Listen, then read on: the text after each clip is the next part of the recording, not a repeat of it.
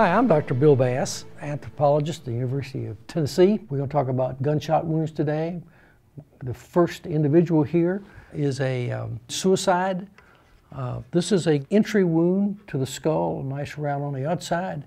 The skull consists of 3 layers, and so a bullet wound leaves a cone-shaped depression so that the smaller part of the cone is on the entry wound and the smaller part of the cone is on the inside edge on an exit wound. So you can see that this is much larger than the entrance wound on the right-hand side. This is a trajectory of the bullet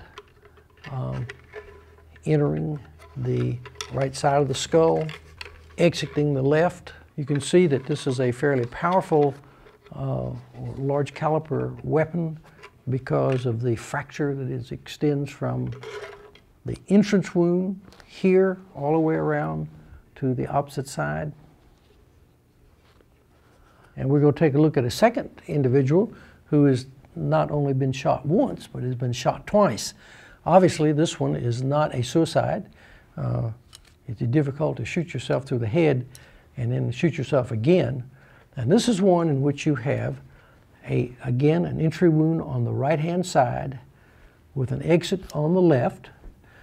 And then we go around the skull and you can see another bullet entry here. Let me put these together for you. This is the side-to-side shot, and this is from the back to the front. Now you can see the trajectory of both of those bullets.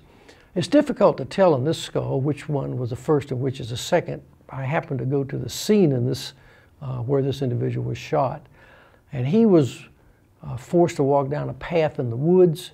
I think the individuals that shot him first from the back of the skull going out through the eye. He falls to the left side, falls down like this, and the second bullet is this one going in the right side and exiting the left. And this is the bullet that we found in the ground underneath the area when the guy decayed. Now this individual is a little different from the others. You note the bullet hole above the eye orbit here. This goes in and comes out through the left side, taking out the whole left side of the skull. This is a larger bullet, it's a 38 caliber with a lot more power than a 22 or 25. Now, this is not the only bullet wound that this individual had. Let's go to one that occurred 10 years before this one, and this is the humerus. This is the bone in your upper right arm. This would be the elbow. And note in the humerus, there's a bullet that is still in the arm. This bullet was shot into the arm 10 years before this individual was killed.